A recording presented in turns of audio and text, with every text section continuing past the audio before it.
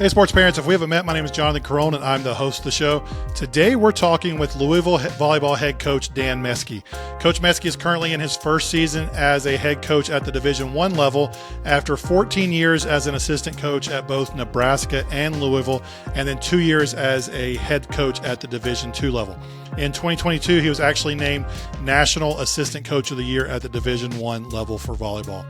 In our conversation, we take a big picture look at youth sports. We talk about what it looks like to be brave and courageous while trying new things. And we talk about how helping our kids find their thing is what's most important. After that, we hit on the current state of club sports in America, how to know if your kid is ready for lessons or travel ball. And then Coach Meske gives one of the best youth sports tips I have ever heard towards the end of our conversation. Before we get to that, though, if you like the show today, we're going to ask that you rate us and review us wherever you're listening. If you're listening on Apple Podcasts, writing up a small review would be a huge help. If you're watching on YouTube, make sure to hit that like and subscribe button. Most of all, if the episode helps you in any way, the best thing you can do is share it with a friend. With all that out of the way, here's my conversation with Coach Dan Meske. Coach Meske, thanks so much for joining us today. I appreciate it. Thanks for having me. I'm excited. Hey, so we were talking beforehand, like I always do, but like we just referenced the Key and Pill coach spiel. So like I just want to call you like Meske now for the rest of the episode, just Feel because free. it'd be funny. Deanne Meske. All right, we start every episode the same way because it's just a fun peek inside that most people don't get.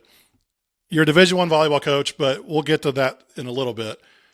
I want to meet Dad first. Can you tell us about your kids, how old they are, and what sports they play, and then what it's like being sports dad to them?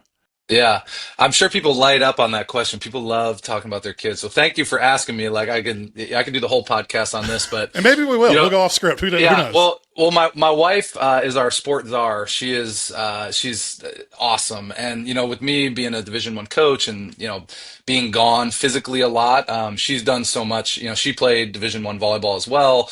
Laurel is her name. She's such a stud. So when I think of our kids and their sports experience and just raising them, she's such a big part of that. So I got to give her a big shout.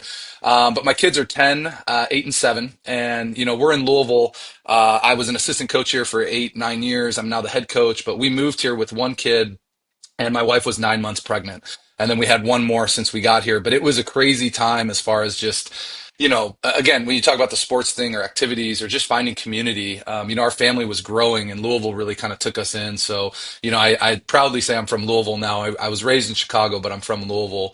But as far as my kiddos go, I got only boys. I coach women's volleyball and I've done that for the last 20 years. So I always thought I wanted girls. And then when we had the first boy, I was like, okay, I'll get one, I'll get a girl eventually. And it's all As if boys. you had So any control over it. exactly. And because I thought, I spent all my time watching these other people's daughters. I was like, if I had one, it'd be great to go watch her volleyball game or do something like that. Because there's a lot of coaches that do that on our team currently. Peyton Peterson is a great outside for us. Her mom coaches at UNI, who we played last year. I'm like, how cool would that be? Now that I have boys, though, I wouldn't have it any other way because I've got the girl thing. I've got all the daughters kind of on the team. And then I go home and it's wrestle and all that time, with the boys. But they're great. Man, they teach me so much. I really pivoted and became such a great or just better coach once I had them because I found out just how hard it is to coach and bring about change and how much you can want it for somebody. But they're great. Like I said, my wife and I both played volleyball, so we're non-contact athletes, and of course their favorite thing is tackle football, which we don't get at all. And I'm learning, so it's been a really fun ride.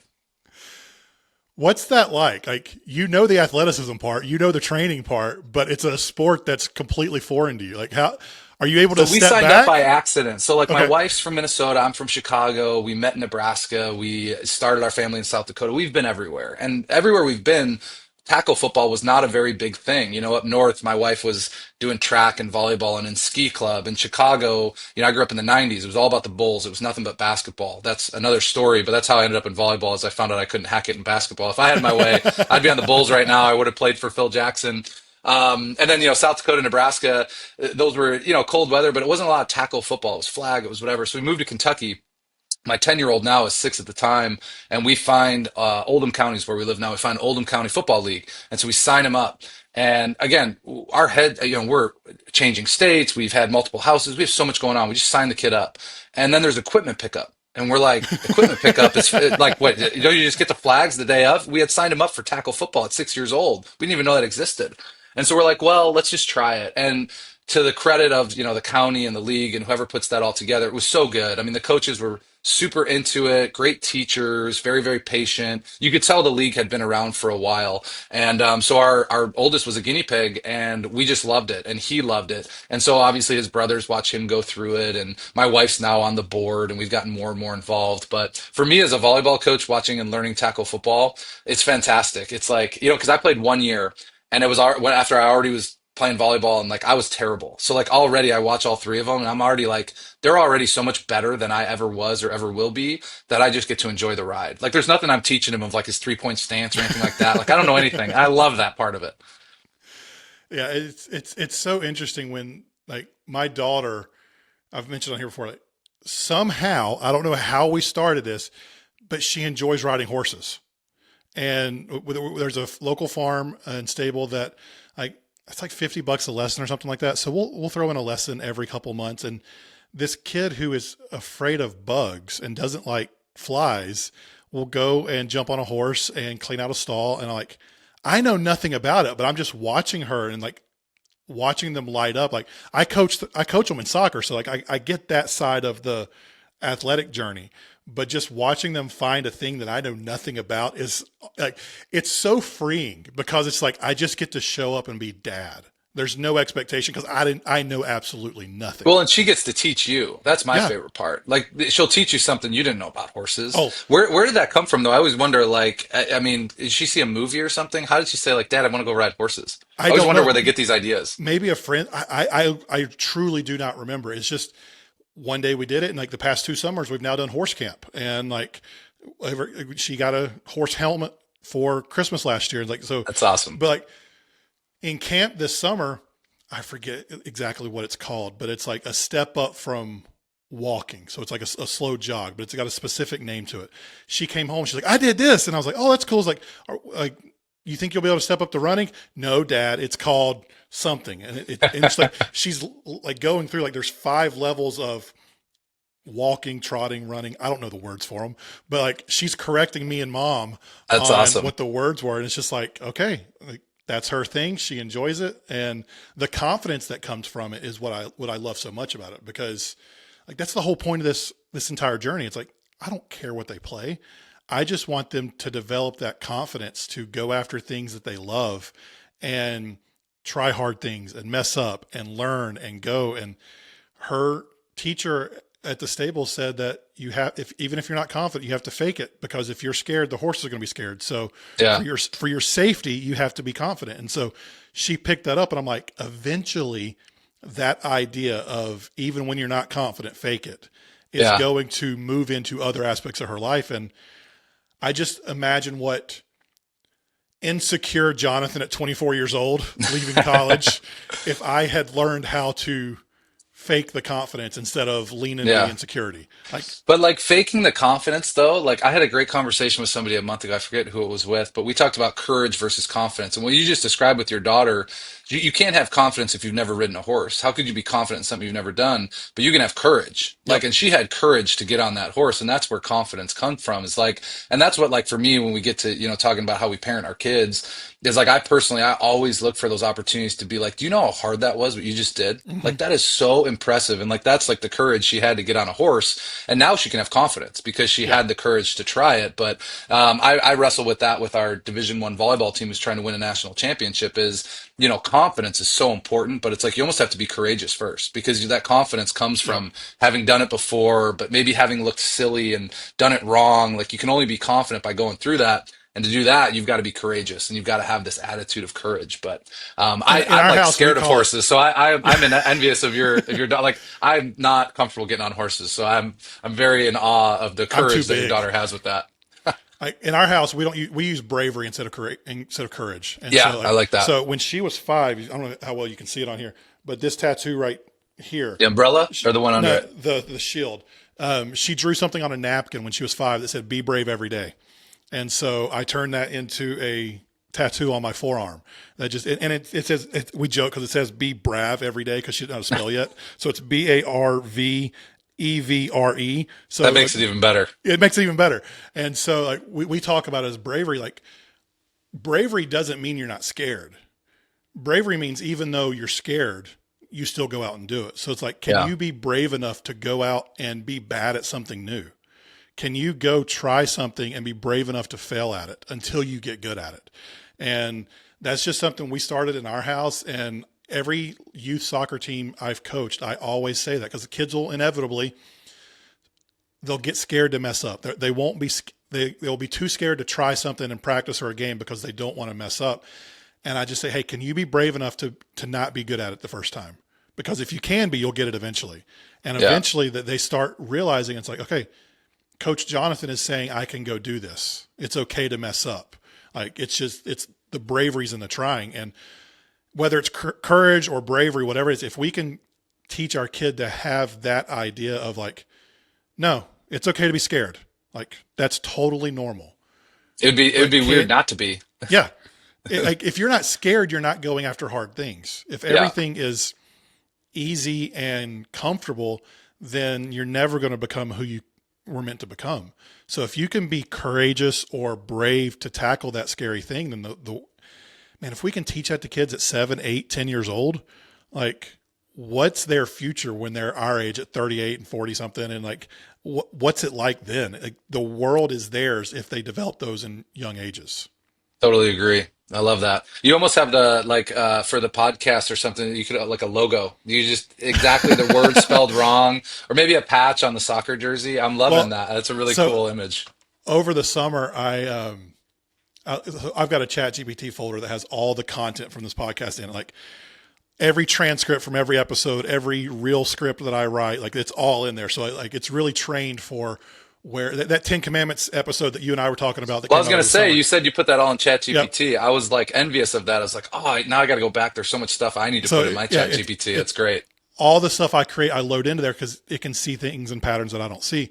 But I asked it to develop a mascot for the podcast, and it developed this little cooler called Chili because he's been there and he stays cool on the sideline. And so That's pretty good. I've got a friend right now. She is a professional illustrator, and so I'm a graphic designer myself. So I believe in paying artists and all those things. So it's like I have hired her to create the actual version of Chili.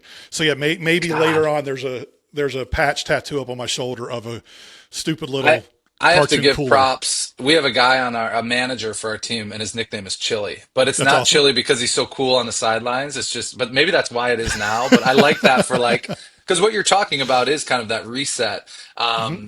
Chili. Oh, there's Chili. Hey, chill out. It Yeah. was funny. I just did this leadership thing with the Navy SEAL Team 5, and they had a great word momentum when they get frozen. And we're talking about live gunfire and all this stuff, but the word is momentum because you can't create momentum if you're stopped. But like I love those little key words to kind of Yeah. kick you back in. So it's funny with Chili, we've only got one more year with him. He's a grad student now, but he's this guy. You watch us this year, you'll see he's got personality on the sidelines. He brings the vibe. I love that you have Chili the cooler, who's kind of keeping you Yeah. cool. I like that. It's fun. When I was at Liberty, we had a manager on the girls basketball team named Smiley. And he was like, he was that guy. He was the guy on the sidelines who's always smiling, like did everything that the coaches needed him to do. He's a really good dude. So it's like every successful team, I think, has that manager as a backbone for it. And like, that's 100%. what I talk about on here. Like, we don't know what the future holds for our kids. I guarantee you, Chili didn't grow up hoping to be the manager for a Division I volleyball team. Like that That's a was great probably point. not his goal when he was 9 years old playing whatever sport he played. I agree. But he's doing it now, It's probably and been more fulfilling than whatever he was dreaming about because he's he's a going to big have part of it. he's going to have a master's degree from Louisville, like, and then he's going to have a reference from you. He's going to have references from who knows what else. So his future with whatever he wants to do now, sure, maybe he didn't get the athletic scholarship of his dreams when he was 9 years old, but what he got might be better. Yeah, And so like totally agree.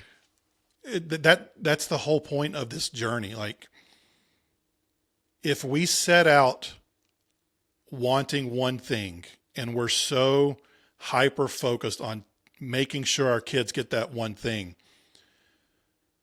we are so emotionally invested in our kids that we may not see what the better option is. We get that tunnel vision because it's like, this is my kid who I love more than anything on in this world. This is what I want for them. When in reality, the better option might be out here just outside of our blinders, and we'll never see it unless we're open to it.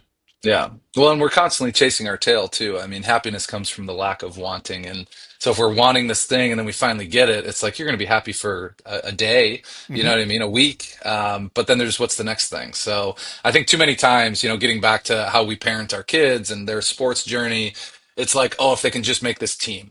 Like, Yep. that's the deal. And then it's like that never works. Like anybody who's ever been through that, the second you made that team or you got that starting spot, there was something more. I had this conversation with a player that has graduated for us who's in the national team pipeline. And she was like, I couldn't believe this one player who's in her position who was complaining about playing time.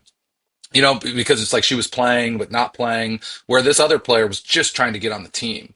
And I was like, but that's true in all of life. It's like the Mm-hmm. person who's just trying to get on the team, man, if they just get on the team. But then once they get on the team, it's like, man, if I just played a little more. But then like, then I just want to start. And then the starter, it's like, I want to get more sets. And the person who's getting the more sets, it's like, well, I should be getting more. I should be getting them in different situations. They should be better. It's like everybody has something that they could be wanting more of. And it's like the lack of wanting and just being like loving the process and loving the day to day. Like that's the secret to life. And then all that stuff ends up kind of working itself out. Yeah, I did a reel over the summer that ruffled some feathers, and it's basically said that like, so anytime I talk about the idea that youth sports are not about winning primarily, it's about teaching kids the tools and developing kids into human beings. Inevitably, I get someone in the comments saying life is all about wins and losses. And I did this reel and I said, like, if you think life is about wins and losses, you're never going to be satisfied, because the truth is you can never truly win at life. There's no final scoreboard or trophy at the end of it. There's just this never ending mix of new challenges that keep evolving as we grow.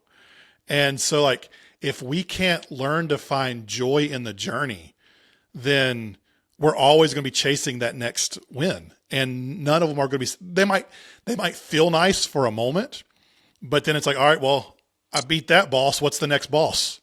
What's the next thing? And we never can actually enjoy or be satisfied with whatever we go through if we're always chasing wins. Yeah. Well, Simon Sinek calls that the infinite game, right? And it's like we get to make our parameters. So, like, if I want to be obsessed with wins and losses, we didn't win the national championship last year, but we made the national championship. So, if I just say, like, making the final four is like that's the end all be all, then I win. I beat everybody. Mm-hmm. But, we didn't win the national championship, but I can make my timeline to be like, hey, it's all about wins and losses because look, I won.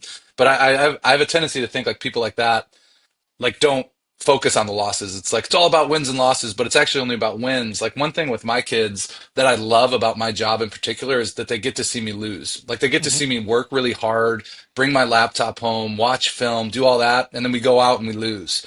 And it's like, man, that was hard. And like I was trying really hard to win and I lost. And like that's okay. Like I'm going to show up and the team's going to be there and we're going to fix what we did wrong or what we can do better. Or maybe we did a lot of things right and it just didn't go our way. But like I feel like if you're not in sports or something that has a scoreboard as your profession, then it's really easy to hide the losses from your kids because all of us win and lose. Like, oh man, like we didn't get that big account, or if I'm a project manager and it didn't happen on time or whatever, we just sometimes bring that stress home. We don't talk about the fact that like I worked really hard at this and I lost, but Mm-hmm. like that's okay, and I'm going to learn from it and I'm going to get better. I feel like that's like the best lessons that we can teach our kids, as opposed to, hey, it's about wins and losses, so we always need to be winning. It's like no, Right. like if it's going to be about wins and losses, we need to realize that losing is an intimate dance partner to winning, and like those both happen, a lot, and it's like it's okay when both happen. So I don't know. Every time I hear that, I always think like I think you said it's about winning and losing, but you're making the timeline, so it's only about winning. Yeah. And to see your hero, because your kids are still young enough where you are their hero, to see your hero fail and get up from it. Like that is a lesson that we can teach our kids that I don't know how big of an impact that can be, because I didn't really get to have that growing up. I don't know if you did or not. Like I saw my dad struggle, but he tried to hide it from me because he was trying to Yeah. protect me. But I've tried to be very intentional of when to open that window with my kids. And obviously I make websites and graphic designs. Like, so I don't have public wins and losses like you do, but like when something happens and I'm bummed out about something, like I'll tell my kids like, hey, I know you don't understand this, but like I might not want to play tonight because this happened, and I'm bummed. I'm bummed about it, and I just need to feel this for a few minutes, and then I'll bounce back. But just give me some time to feel this, and we'll move forward. Hopefully, by doing that, I can model to them like, hey, it's okay to be disappointed. I was telling you before we started recording, like I realized in counseling a few years ago that I never learned how to process disappointment growing up. So what happened with that was I would inevitably, without even realizing it, run from any opportunity if I thought it wouldn't be a success. The second that failure became possible, I would bail on it. I would either find an excuse not to do it, or I would just shut it down and not even try. And looking back, I mean, I was a sophomore at Coastal Carolina University, and I interviewed with Kevin Schnall, their current head coach, to be a manager for their baseball team. Like I'm watching the College World Series this year. He's coaching in that. And like I didn't go to my second interview with him to become a manager for that baseball team because I was scared I wouldn't be good enough. And things ended up working out in the end. But what would have been different if I could have gotten past that fear of disappointment at 19 years old? How would my college experience have been different? Who knows? But I just use as one example of if we can teach our kids now that disappointment is okay and normal and healthy and teach them how to feel that, like they become fearless because they realize that disappointment is just a normal part of the journey. They're not scared Yeah. of it anymore. Well, and like you said, you're chasing big things then. Like, if you're never feeling disappointment, it's like, what situations are you really putting yourself in?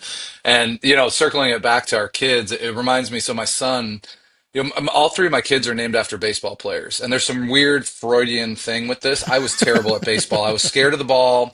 I had a great arm. Like I could fire it in there. And if there was no batter, it was like, this guy can pitch. And then the second you put a batter in there, I don't think I threw a strike in my life. Like baseball just had this mental hook on me. So, I end up having kids. I'm a big Cubs fan, so all my kids are named after Cubs. So there's got to be some connection there of the sport that just ate at me that my kids are named after them. So they don't have a ton of interest in baseball. We throw the ball a little bit here and there. My oldest, he plays t-ball, and then COVID happens and everything kind of shuts down, and so we took a break and he went away for 2 3 years and he came back and he skipped coach pitch, machine pitch, all that stuff, and he goes right to kid pitch. And he's a good athlete and everything, but like these kids have been playing 3 4 years and they're pretty legit. And so he just, I mean, he's batting last. He gets up there and he's aggressive. He swings 3 times and strikes out pretty much the whole year. And then the very end of the year, he had this moment where like I jumped on the cage. I was so excited. He had this game-winning hit in this big game. It was so fun. And then he was like, after that, he's like, I don't ever want to play again because it's like he did this hard thing, and like he's like you said, he'll run from disappointment, but like I was so proud that he stuck through that whole year, Yeah. and then he got that hit, and I know in his like 10-year-old brain he was like, this is the tip of the iceberg, this is the culmination. It is not going to get better than this. Let's go out on top, Yep. and I respected that. I was like, you know what, like he could work really hard and he could catch up, but he's kind of fine with like that was a fun year and experience that I had. And he plays football and he plays volleyball now. He does all that stuff. He's like, that was the baseball thing for me. Yeah. And so for me, my initial reaction was like, do you see? Like, look at that. You had the game winning hit. Like, now you could do that again next year. Maybe you can move up in the order. You could, because he's got a good arm and all this stuff. And he's just like, no, it's like, that was a great experience and I'm done with the baseball thing. And maybe you'll find it 3 4 years from now. But like, that was a learning moment for me where I was like, he's going to be who he's going to be. And that's kind of cool. Like, I think he's probably going to tell that baseball story his whole life. Yeah. Be like, yeah, I had this one thing. He only played 1 year, but I don't know. It made me think of that of like running from disappointment because I struggle with him a little bit. I think the kids we have that we struggle with the most are the most like us. And so when he runs from disappointment, it reminds me probably of my childhood of Hmm. like, oh, I wish I would have. So you should. And it's like, as I've started to just accept he's going to be who he's going to be, and he rubs me the wrong way when he does the things that I'm upset at myself about. We've had a much better relationship moving forward that we're still working on. Yeah, that's so great. Hey, I want to talk to you about some of the big picture questions, but we're going to take a quick break real quick to share some resources with parents, and then we'll be back with Dan on the other side. Have you ever showed up at the wrong field at the right time? Hey, my name's Zoe and I've got 3 athletes on club and travel teams, and that's happened to me one too many times. So 2 years ago, I created a new app called Torgo, exclusively for sports parents. It imports schedules from all the different team apps, as well as your personal calendar to keep the entire family, including your kids, on the same page. Go to orgohq.com, download directly from the App Store or Google Play, and make Orgo part of your winning routine. Get the right people to the right places on time. Hey, it's Jonathan. If you haven't signed up for the Weekend Playbook yet, why not? It is a short, no-fluff email that shows up every Friday morning with actual useful tips for parents like you so you can stay grounded before, during, and after the game. And right when you sign up, we'll send you 4 incredible resources from Positive Coaching Alliance just for subscribing. The link is down in the show notes. Just go subscribe. All right, we're back with Coach Meske here, and I want to turn away from parenting our own kids towards some advice and perspectives for parents. Back in the spring, I interviewed West Virginia's head coach, Jen Greeny. I know you're a big fan of her. Love her. One of the things she mentioned was that she thinks every Division I coach would prefer multiple sport athletes. So 2 questions here. First off, do you agree with her? If you do, can you explain to parents what the benefits of playing multiple sports are as young kids?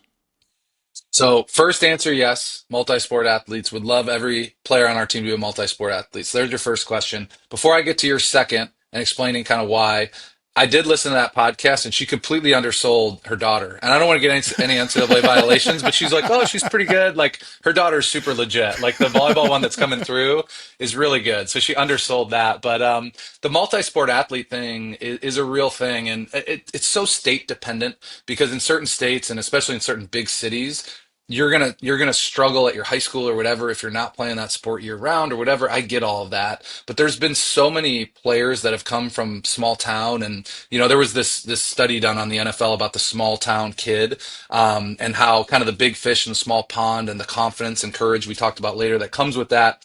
How there was this disproportionate amount of small town kids that were in the NFL as opposed to, you would think in major cities there's so much more kids, there should be more pros from there, but it had probably a lot to do with the multi-sport, being able to be good at multiple things. Like if you're going to be end up in the NFL, and you're the top dog at, I always see these things of like Patrick Mahomes pitching or playing basketball, and he's like insane. Like that's not a coincidence. Like Yeah. I think there's more problem solving involved of like, how do I win at this? How do I compete at this? And then that applies to all different things that I do. But for us in volleyball in particular, you know, basketball is a contact sport. And in volleyball, the rest of our career, when they come to college, there's going to be a net between them and their opponent. And I think it's good for them to get roughed up a little bit. Most of the girls that we have, I mean, we run, I hope everybody will watch Louisville volleyball this year. We have a 6'6" middle and a 6'4" outside. Like we've got players that have been the tallest person in their town their entire life. So when they played hoops, I mean, they got beat up under the boards. And it's like, I like that for grit and for, aggression and all that. I just think that helps in so many different ways. But the other big thing, and I think some secret sauce that we have with Louisville, is that we are obsessed with our players loving the game more when they graduate than when they got here. And if they've specialized from 12 years old and they're starting to kind of get like, man, like I've done kind of the same thing, I've done all this volleyball stuff, it's going to be hard for us to grow the love of that game while they're in college. But if we have somebody who played high school basketball all the way through and they were playing club, but they missed a couple tournaments because they had basketball, and then they get to us, because when they get to us, they're specialized. They're doing volleyball 11 months out of the year. They've got their 1 month to kind of schedule their vacations, but the vacation they did their whole life down to Myrtle Beach by coastal Carolina or whatever, they're probably missing that vacation maybe because we have a summer training or whatever. Like it's time to specialize. So if we're going to do that, we better have some room for some growth for the love of the game and not have lost that at 12, 13, 14 because, we're eventually going to miss prom and we're going to do all this because of volleyball. Like when you're on scholarship here and you're playing at a high level, that's when you should maybe think about missing those things. When you're in high school and all that, don't miss prom. Like, don't not go to prom. Don't miss those family vacations. Like, you should do those things because they get harder and harder. We all know this as we get older. Do those things and protect those things in high school and especially grade school and below. I interviewed Corey McMillan back in the fall or in the winter, and she was in her senior year at Virginia Tech, softball player. She's now playing professionally with the AUSL Bandits, but she joked that her and her teammates were like, "We've never gotten a spring break, like that," because since middle or before middle school, they've always played during spring break. And I asked her, I was like, "Do you feel like you missed something?" And she said, "No, because these girls became my best friends." So as she got older, especially in the college, she felt like she wasn't missing those things. But in middle school and high school, she had to learn that, like, if I'm going to do this, like, I've got to be okay missing out. And she went to prom and she did all those things. But like, a piece of this that you're talking about, like, you miss so many things when the sport becomes your entire life. And I can already hear the comments of someone driving down the road thinking about this. Well, coach, my club coach will penalize my daughter if she misses this tournament for grandma's 100th birthday. I've seen a TikTok of a high school baseball coach who benched a kid because he missed a Friday practice because grandma was turning 90. Like, because he missed practice, he benched a kid. So, like, what do you say to that parent who has the concern that kid might lose some playing time if they go on the family vacation or if they go to prom or if they, whatever it is, to miss the tournament? Yeah. Everybody walks their own journey though, is the thing, right? So it's like that specific situation, there are consequences in life. Like that is a life lesson right there. And it's very similar to, me and you having jobs where it's like, man, do I ask for this time off because this is really important to me? Like, you only get so many asks, but then at some point, like, you're going to disappoint somebody. So it's your choice who you want to disappoint. But to be able to live that life and feel like you can have it all is very difficult. But then, again, youth sports like that, it's become so commercialized and it's become so, there's venture capitalists in volleyball. I don't know how it is for all other They're in sports. everything. Yeah, so it's very much a business, and it's like you can take your business elsewhere. Like, you are not required to play for any certain team, and you can find what works for you. But again, there are unique stories on all. And again, I think I have a unique insight into Division 1, potential national team players. That's what we have here at Louisville. And we've got players who never missed a summer family vacation. Didn't start playing club until March when, the season does start in January, but you can find teams that start in March and go through the summer.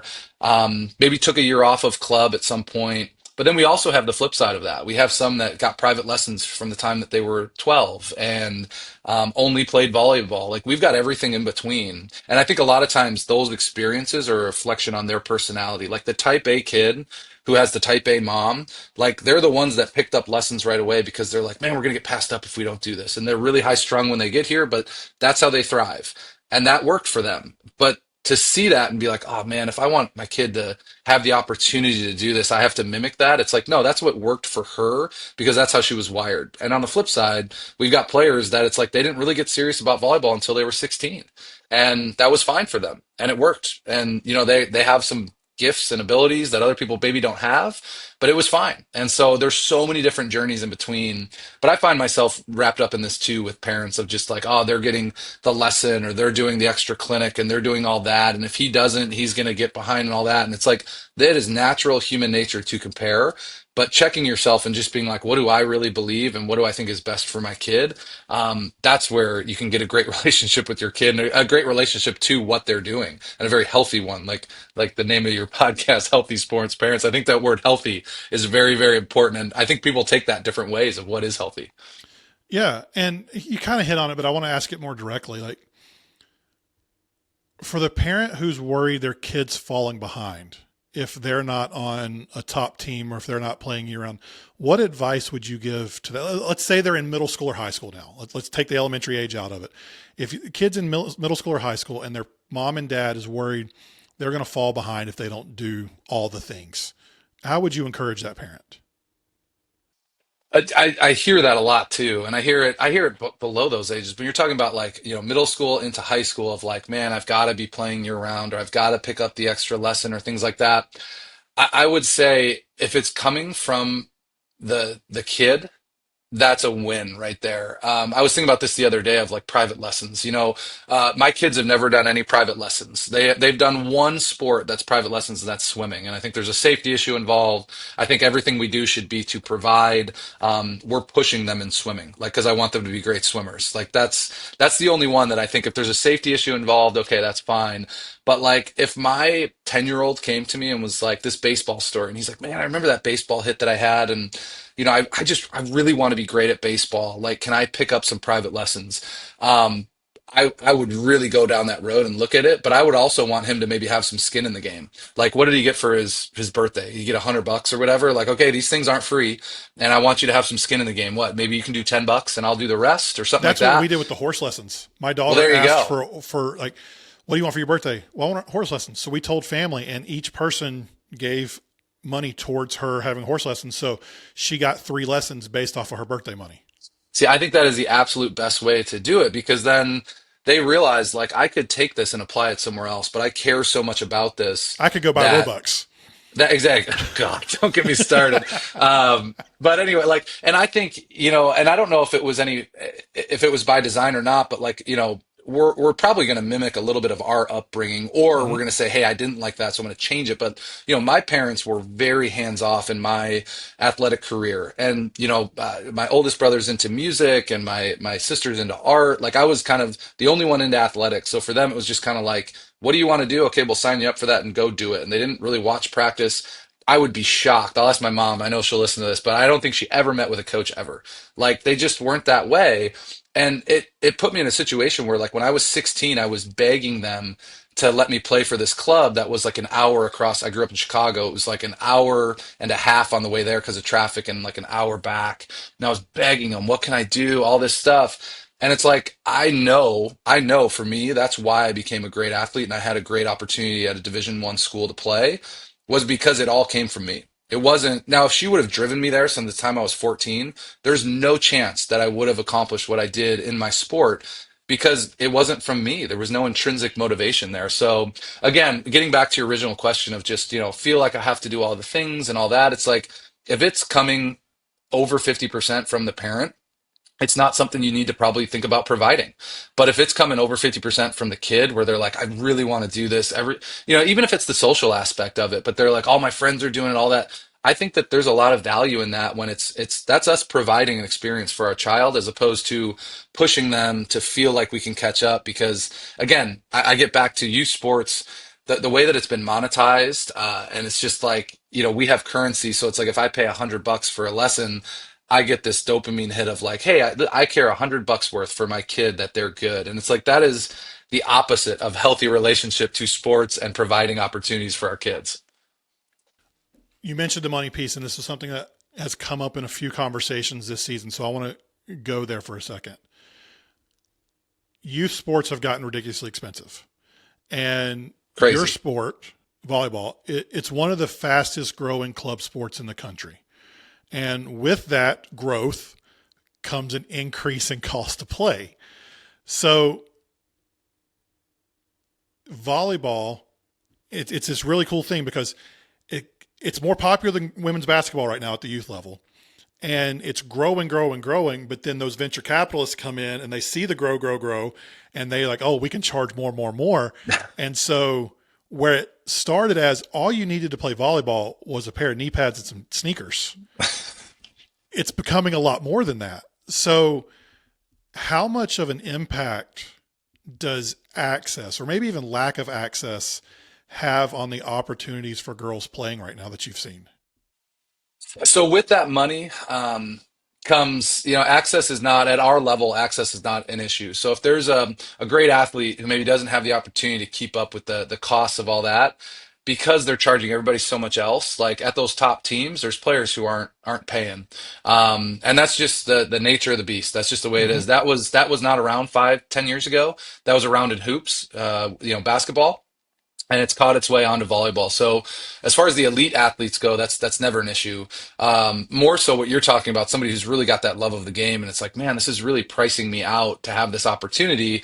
I do think, rec.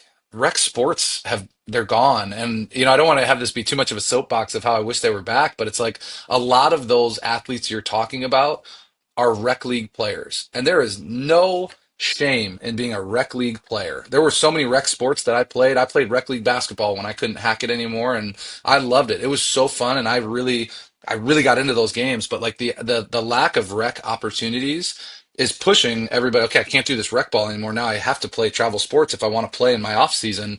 But again, travel sports has been monetized, and all of a sudden we've got kids who just really want to play the game and just be a part of something. In Louisville, they have to travel to Fort Lauderdale to go play a tournament. That because it's owned by the same venture capitalists who own the club. And it's like, I don't know that I have a great solution for that. I mean, for me as a parent, that's probably a hard lesson learned. And then maybe you're switching the club because at that level, I think about this with the public school system too. I grew up in public schools in Chicago, and my family always wants to talk about that stuff when we get back together. But it's like, regardless of who's managing everything, the teacher in a public school is what makes your experience. If you have the best teacher, you could be in the worst public school, but that will be the best year you've ever had. I think youth sports are the same thing. It's like, oh, I have to play for that club name. But then it's like, if you don't get the right coach in that club, your experience is going to be terrible. Right. On the flip side, there's some clubs that don't have the notoriety, but have some great coaches at different levels. And that'll be the best club experience you've ever had. So that's hard. You don't always know who the coach is going to be or who that is. But if you can start to find that and find coaches that, care and they learn and they grow throughout the year with your players, that's more important than if we're traveling to Fort Lauderdale to play a 3-day tournament and staying in a stay to play hotel and all that stuff. It's, again, I wish I had solutions. It's like the wheel is turning. So at some point you do have to kind of accept it for what it is. But man, it's in volleyball, especially for all the volleyball parents that are listening, I feel their pain. There's some silly things going on in youth sports. There just is. It's every sport, unfortunately. And like, even for the top tier girls who are playing for you, like their club fees might be getting paid, but I don't know that many of ours had. I do think that that's rare. But I do know that is out there. Yeah. Maybe there's a discount or a scholarship. I don't know. But all right, let's just assume that all the club fees are paid though. There's still the travel to get there. There's still the hotel. Like the club's not paying for those things more often than not. And so like you could have all of your club fees paid, but to get mom and dad and little brother down to Fort Lauderdale for the tournament, you're either paying for the flights or you're paying for the gas. Like, yeah. So regardless, it's such a hard spot. And the video that blew this entire thing up was me talking about the death of Rec League. So I am. Oh, really? Right, yeah. It hit like a week after I started the first episode. I did this video on the death of Rec League, and it got 6 million views on Instagram. And I grew. It should get 6 million more because I 100% agree with you. And we spend a lot of time as coaches. Joe Trinzi is the guy. He's a really good volleyball mind. I was talking to him a month ago, and we had this conversation because he puts out some really high level volleyball stuff. And these coaches, we're learning about the game and how do I do this. And a lot of times he goes, man, the longer I'll go with a question about how to solve something, a lot of times it comes back to, and again, this is no shame on anybody, but it's like, we're not really dealing with athletes that need to have this solution. They're probably more of a rec league kid and they've been swallowed up in travel sports. And it's like, so again, we're trying to solve these problems for, oh God, how do we get them to do this and all that? And it's like, you know what? The level is probably off a little bit, and so is the commitment, So yeah, man, I'm right on board with you on rec league sports. Maybe there's a market for venture capitalists to start rec league sports, or just provide, if you're going to take over travel, can you just open the facilities for rec league sports to come back or something? ESPN is currently in a $5 million campaign with Positive Coaching Alliance they're calling it Bring Back Sports. And it's all about like having more rec league opportunities for kids. And like they've put together grants for cities and all these things because everyone who has been in this understands that like pushing kids to travel is not healthy. Financially, it's not healthy. Socially, it's not healthy. Athletically, there are kids who will play travel, who probably should play travel at some point. I would argue not till middle school, but that's a whole different conversation. Most kids who play sports play it to play with their friends. The data shows us that like there was a psychologist, I think it was, who wanted to find out what does fun mean in sports? Because the number one reason kids quit sports by the time they're 13 is because it's no longer fun for them. So she wanted to find out what is fun. So she did this huge survey of a ton of kids. Winning came in 48th. Winning was the 48th most That is the important thing to greatest stat of kids. all time. I love And that. there's so many What people. was first? I don't Being remember with their exactly what's friends? first, but like being with their friends, trying new things, giving their best effort. Those type of things were the ones that were much higher than winning. And it's the adults in the room who think it's only about winning, that kids care so much about winning. Yeah. Most kids, elementary and below, they want to win, sure. But the second they get the joyride over at the concession stand, or they get a prime or whatever, they forgot if they won or lost. Most kids, there are some kids that are different, but most kids, once the game is over, and as adults, we look back to it and we say that it's more important than it actually was. But especially that elementary age, they just want to play with their friends. Like I interviewed Bobby Muse, who's the head coach for Wake Forest soccer, and he coaches his 9-year-old son's rec league team. And so I live 20 minutes from Wake Forest.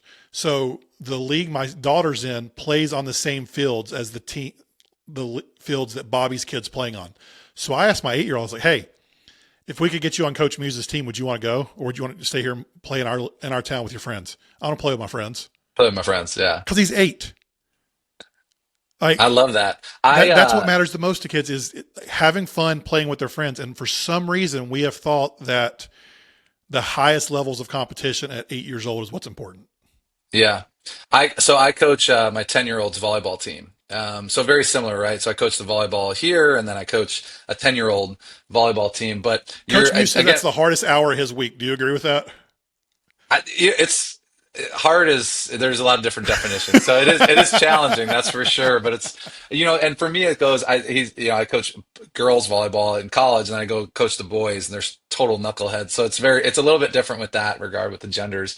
But your commandment number 2, it was funny. It came to me with coaching that team because okay, I'm the head coach at Louisville Volleyball.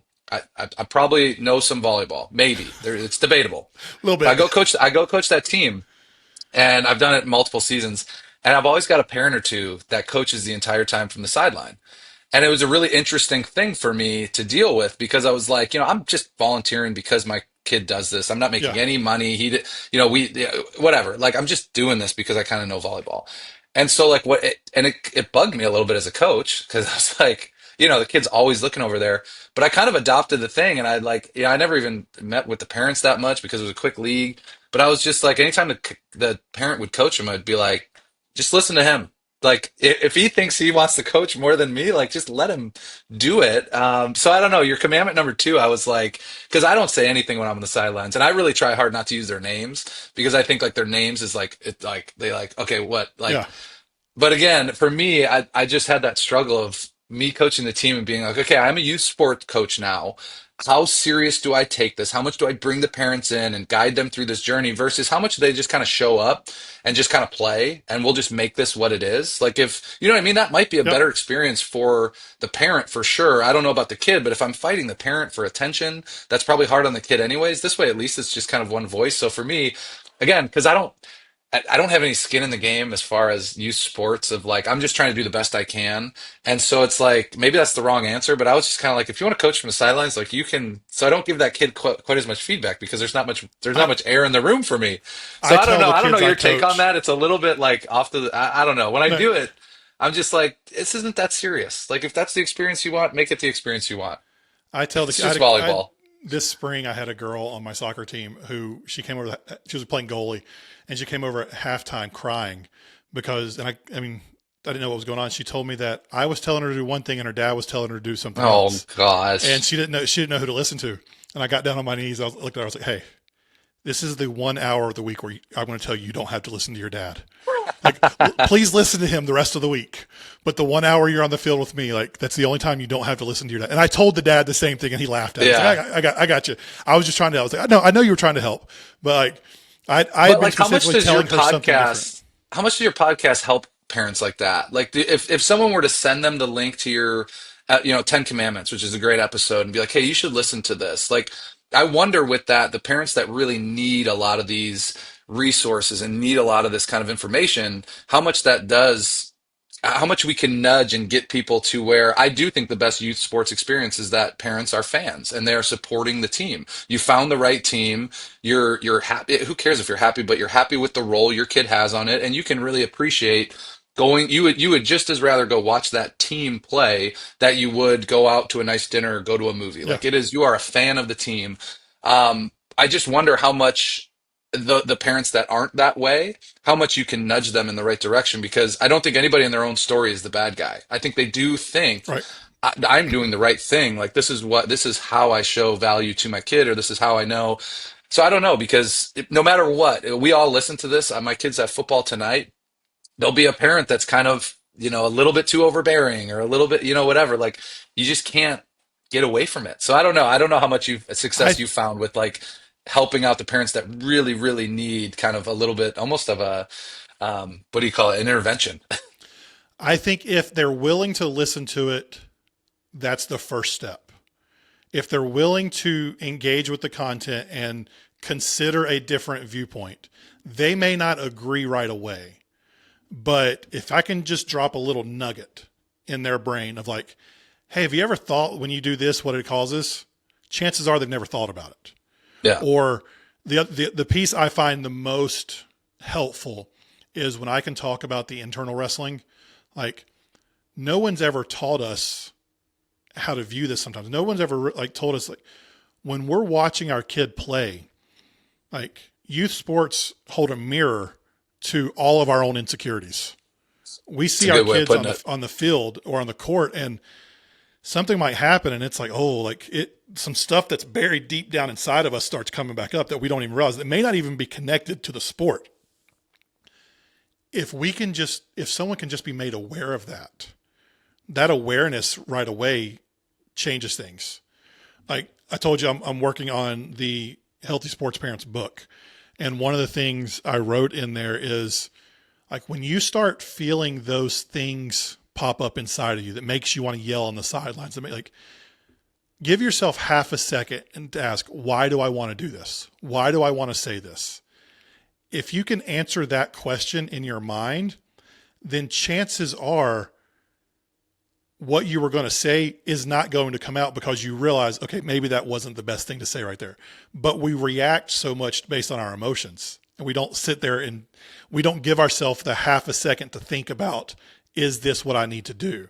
And so I think if we can just get people to acknowledge that, then it may not change on day one, but it can percolate in there, and hopefully over time we can get there. Well, what you made me think about too is like everybody has the big moment in their job. Okay, so for me, that would be like I'm meeting with my AD. I've got 3 years left on my contract. We're talking about, well, that's a big meeting for me, and I'm sitting in there. It's me and him. And you made me think of this. It's like at some point we grow out of but I'm still my mom's kid.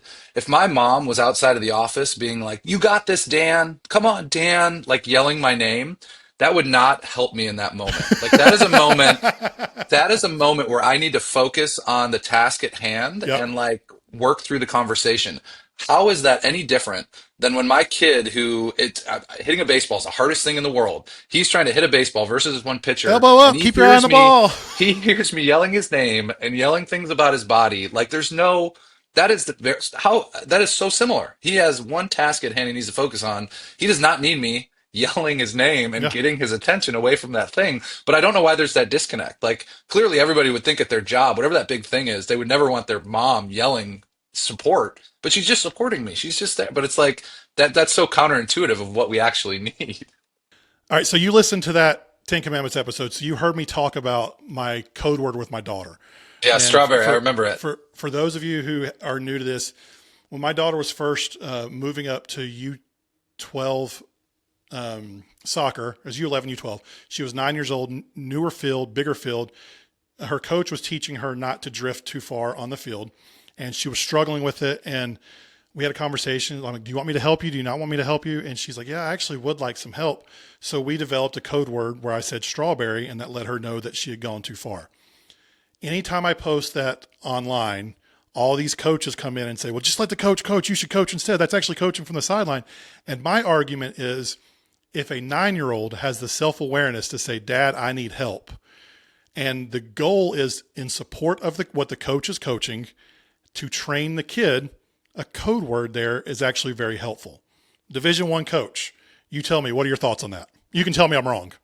No, I like it too, especially for youth sports, because I think there's a blending of what a parent is to a youth athlete versus a college athlete. Okay, so let me take for example, we have a very similar experience. So on a former team that we had code words amongst the players was serving. I think serving in volleyball is it's one of the most stressful things you can do. There's 12 people on the court. They're all looking at you executing this one skill where you're in control of all of it. It's one of the hardest mental things to do in volleyball. But we had code words amongst the players of like, you go back to serve, and it would be like the Navy SEAL thing I talked about. It'd be a word like momentum or something like that to kind of get you to click. But to me, that's very, very similar to what we did at the Division I level. It's just that, the parent kind of, I think, does kind of fill that role of like, they're still kind of, they're their guardian and they're their supporter and they're all these different things. So for me, coming from the athlete, I think is the number one thing where it was asked for from the athlete. And then the fact that it's kind of, for lack of a better term, like a silly thing. It's almost a silly reset as opposed to, would you rather I'm yelling your name, which a lot of times is going to get you to look, and then I'm yelling details that you have to kind of process as opposed to like strawberry. And it's like, oh, okay. It's just like a little reset or a click. So for me personally, I think that's one of the more healthy ways to go about that as a parent who really just wants to help your kid. You just want to help your kid be the best that they can be. So, And the goal was to I'm in teach her favor how of it. the goal was to teach her in a way that doesn't require it. And so within a season, like that was the fall season, the spring season, she won the award on her team for being in the right spot throughout the year.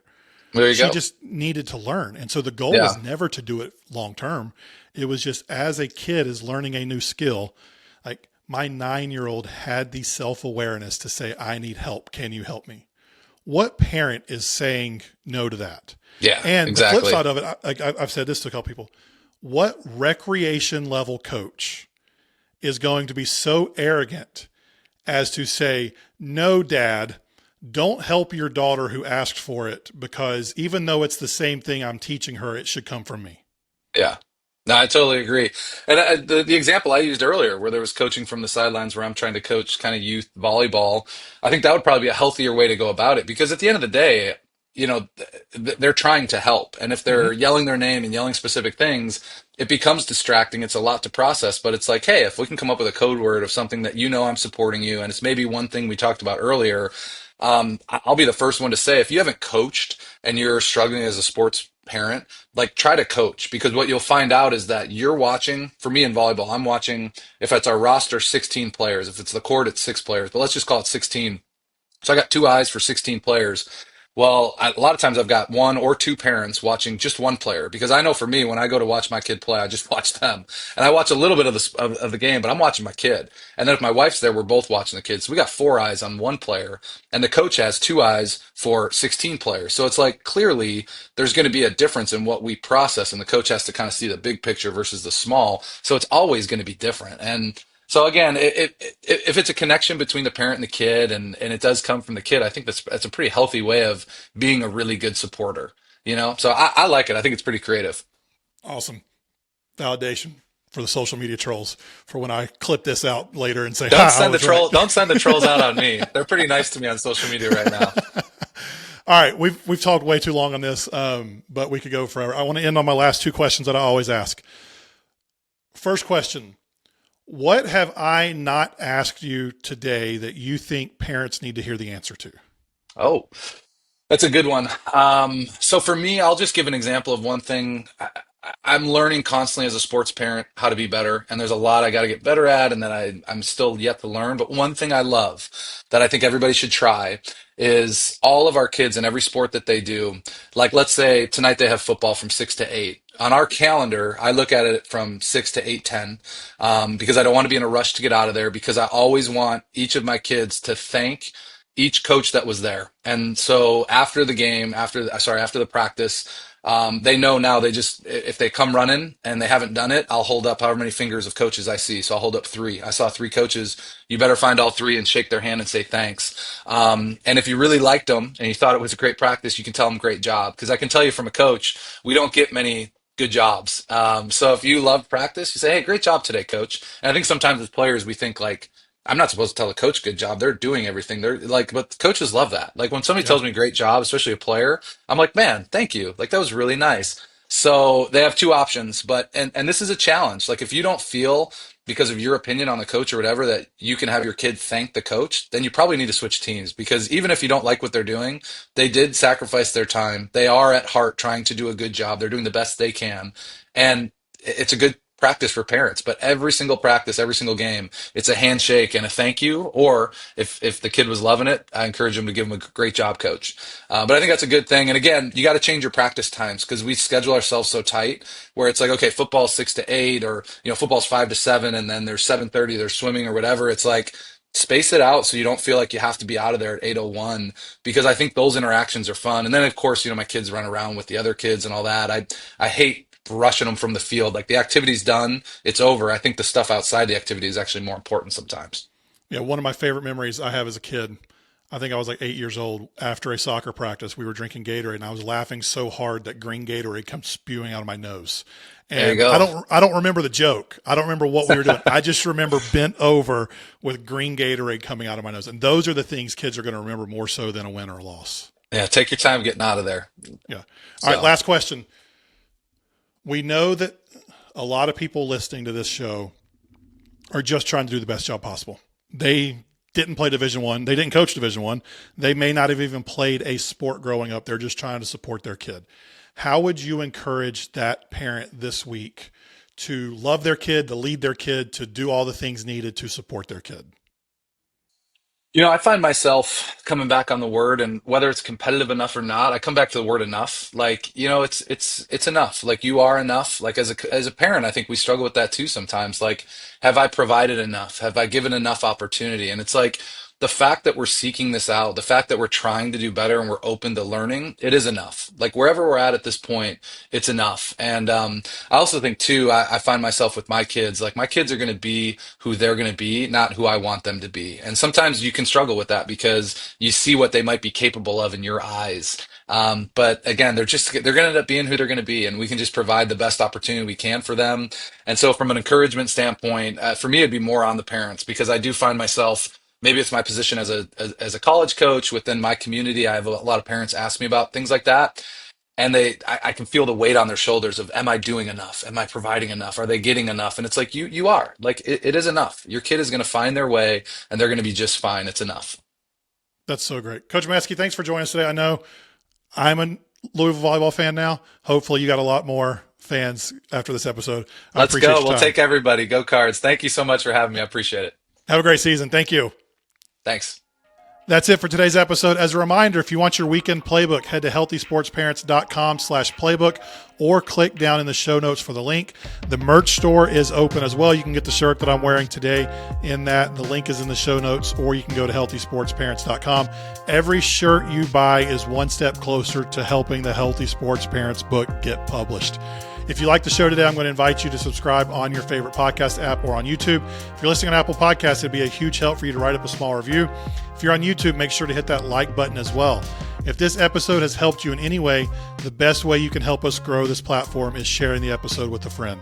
Most of all, above all else, I hope you enjoy your time with your kids, watching them play the sport they love this week. Have a great week, everybody. We'll talk again soon.